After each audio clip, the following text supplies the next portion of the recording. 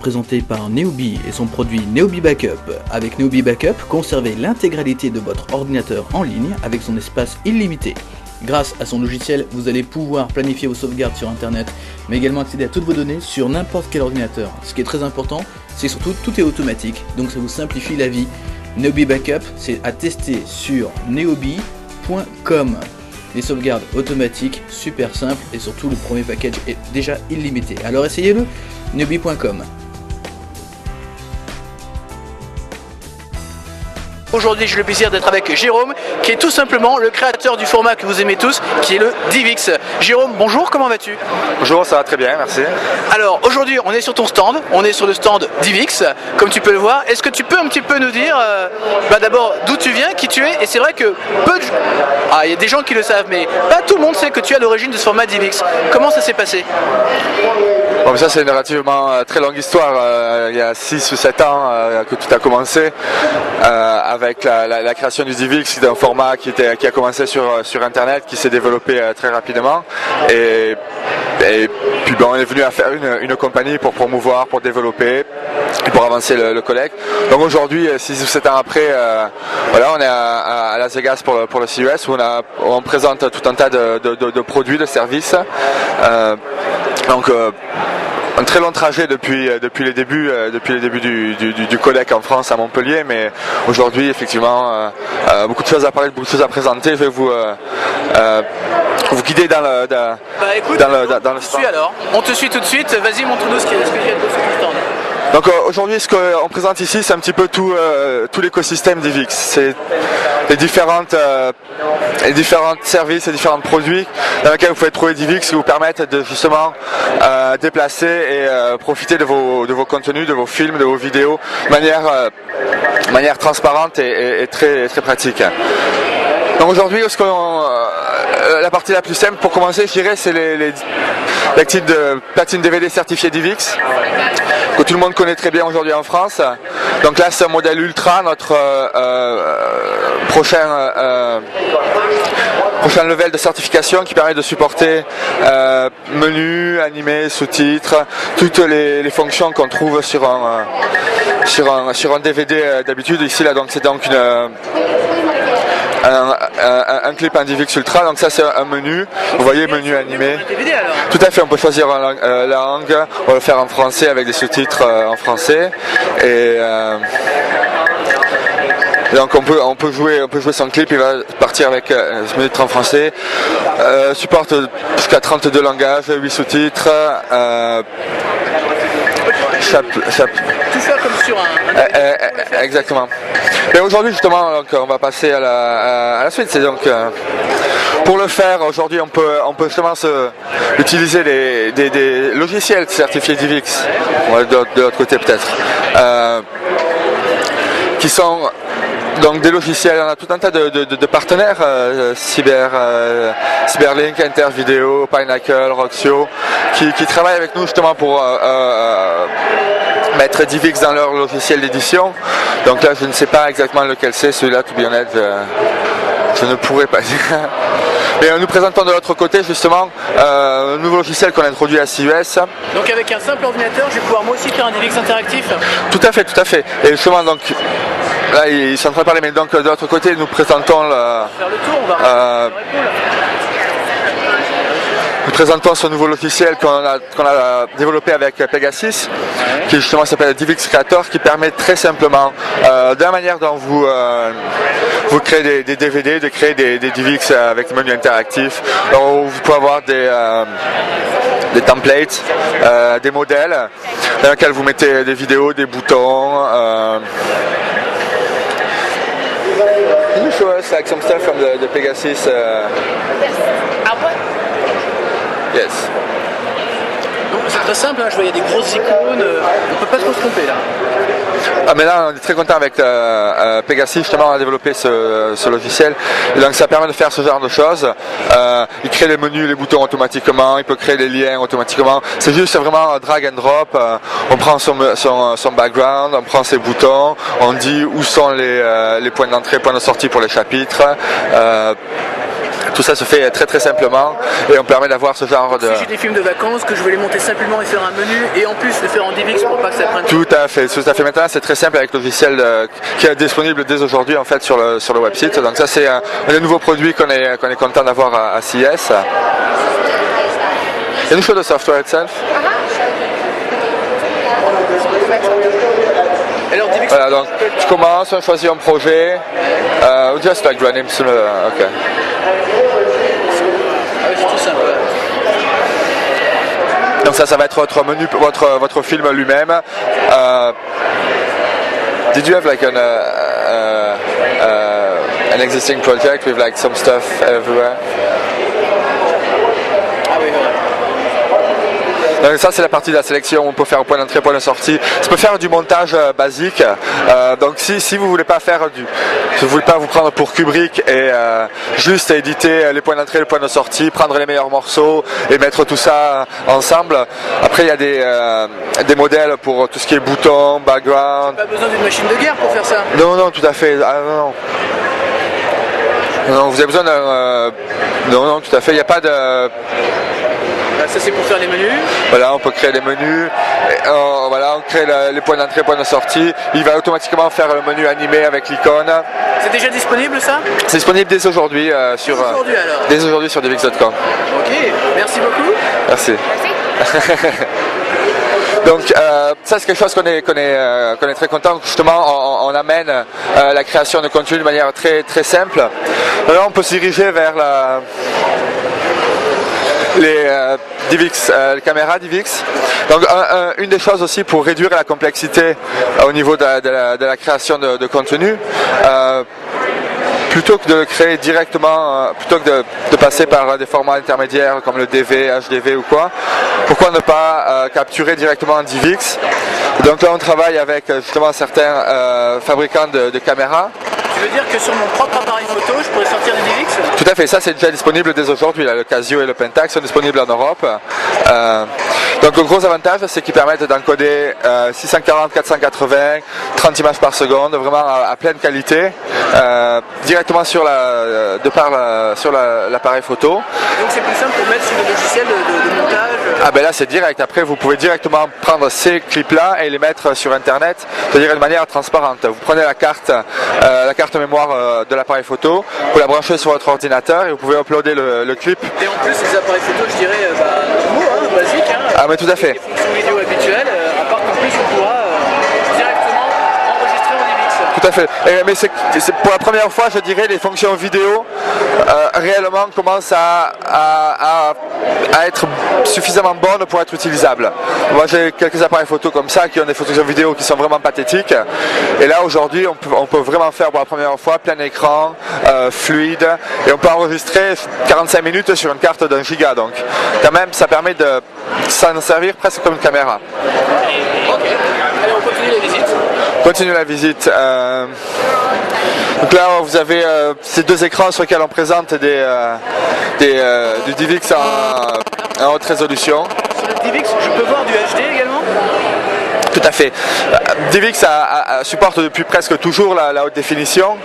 Ce qui se passe, c'est qu'on a depuis la version 6.3 ou 6.4, je ne sais plus exactement, on a un profil qui le supporte pour justement travailler avec les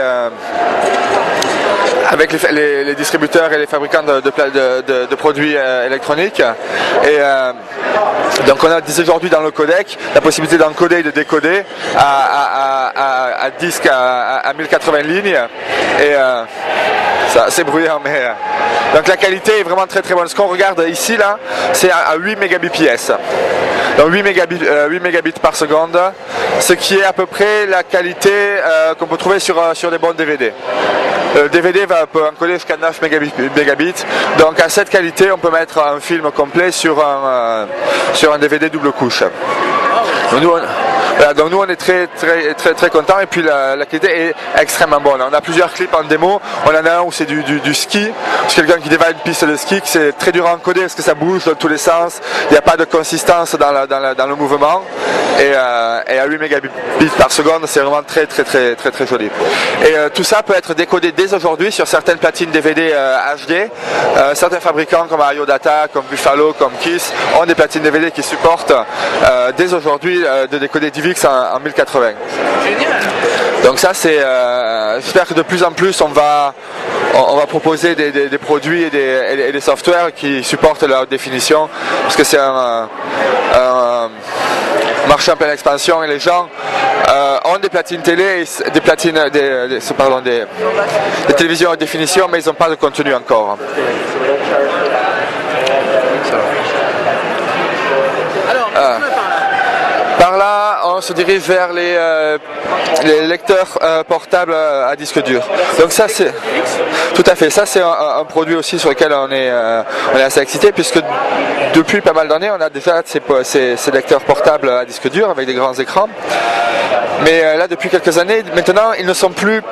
C'est exactement la même solution que vous trouvez dans les platines DVD. Ce qui veut dire que vous n'avez pas à réencoder votre film. C'est direct. Voilà, ça peut lire la D1, c'est-à-dire en Europe ça va être 720 par 576.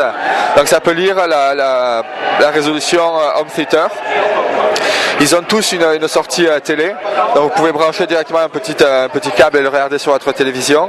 Et à la différence de compétiteurs comme l'iPod, vous n'avez pas besoin de réencoder, c'est les mêmes. C'est quoi les premières marques qui se lancent dans ce type de choses? Donc là on a l'IRAT, qui est un modèle Thomson en Europe. Ça c'est Kawo, ce sont des Coréens, ils font des produits assez intéressants. Ce sera dispo en Europe ça bientôt? Oui, c'est dispo en Europe ça je pense. Il y en a plein d'autres, il y a Arcos, il y en a d'autres, il y a beaucoup de gens qui font ce genre de produits. Donc ça c'est très...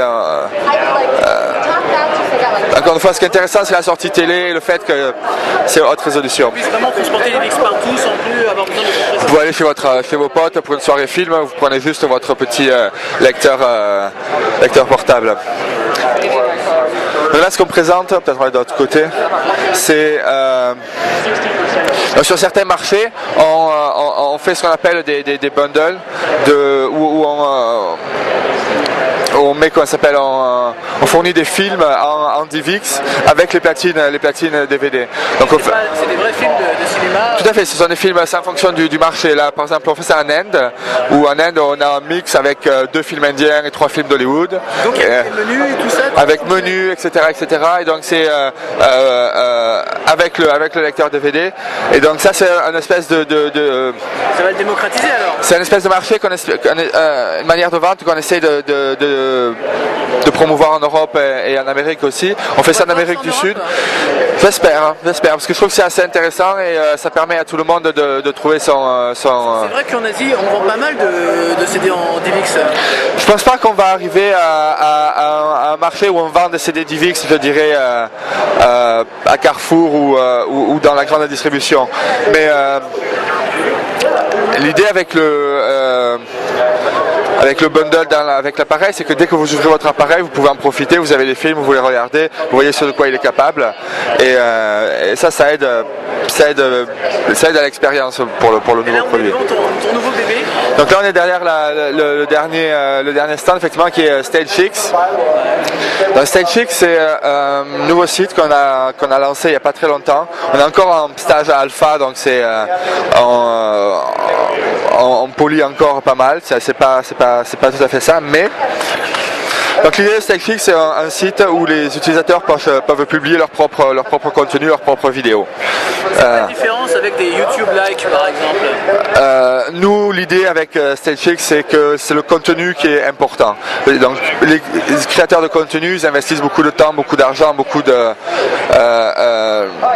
cœur à créer des vidéos qui sont techniquement bonnes, qui sont esthétiquement bonnes, etc. Et si c'est pour être saccagé et être présenté vraiment dans une petite fenêtre de manière très pixelisée, donc la qualité est pas bonne sur ces services. Donc nous l'idée c'est qu'on a essayé de présenter quelque chose de très bonne qualité.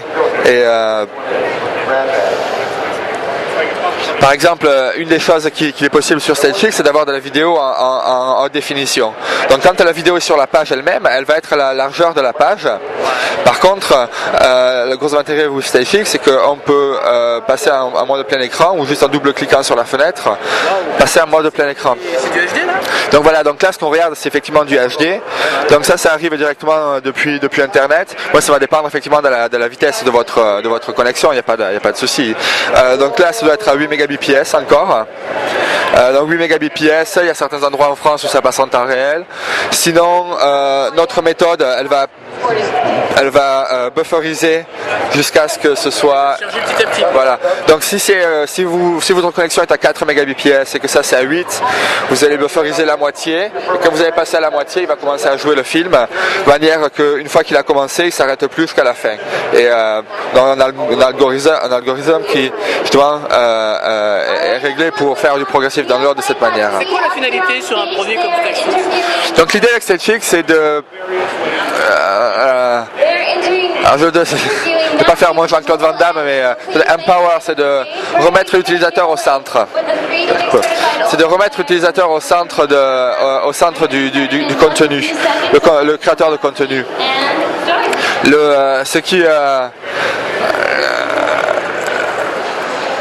Encore une fois, vous êtes un vidéoblogueur, vous créez des contenus, vous voulez qu'ils soient présentés d'une manière uniforme, que votre marque soit associée, si vous avez un logo pour votre site, si vous avez un forum, vous voulez que tout ça, cette interaction entre le contenu et l'utilisateur, vous voulez avoir un endroit pour que ça se passe et avoir les outils pour que de cette médiation. Donc c'est ce que on propose avec StageX. Donc vous avez des contenus, la possibilité de commenter, la possibilité de ce qu'on appelle mettre des modificateurs rigolos, nuls, ce genre de choses. La possibilité de créer des forums, la possibilité d'avoir un journal, la possibilité d'uploader des photos et surtout évidemment bien sûr des vidéos.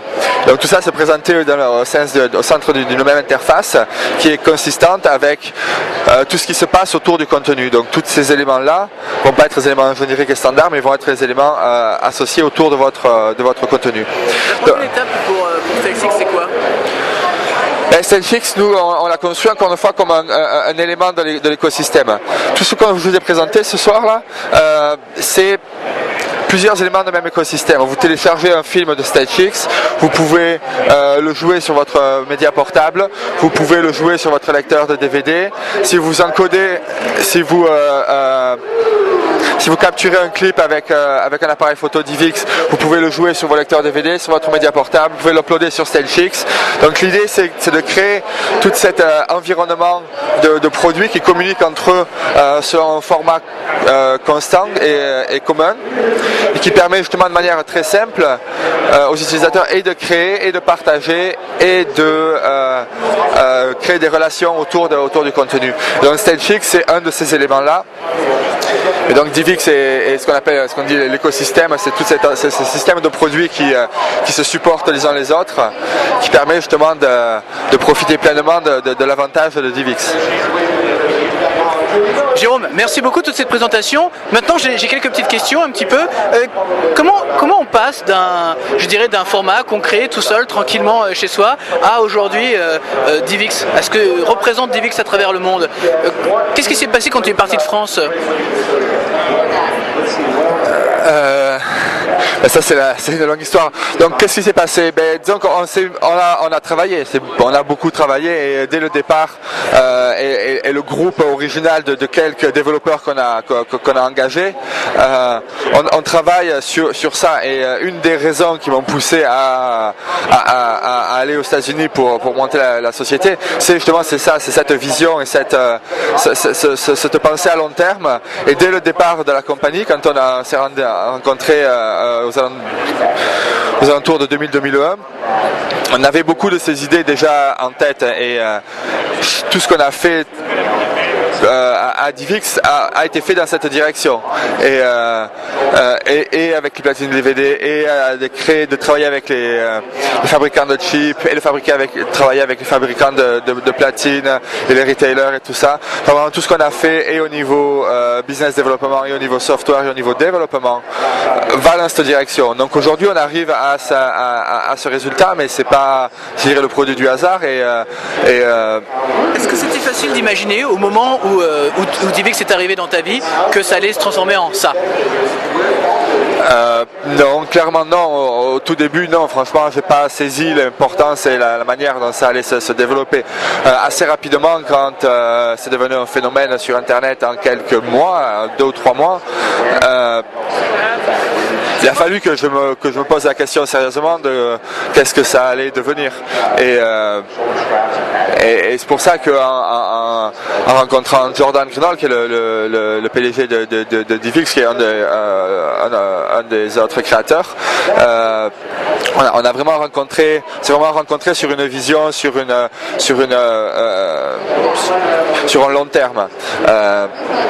Donc ça, c'était quelque chose, c'était vraiment important pour moi, et c'est des gens avec qui on s'entend bien, et on a une bonne idée de ce qu'on va faire pour DivX. Et ça, c'est juste, je dirais, une étape dans l'histoire de DivX. C'est vraiment, je dirais, presque que le début. Qu'est-ce qu'on peut te souhaiter pour la suite, Jérôme? Je ne sais pas, que DivX continue à marcher, que StageX se développe,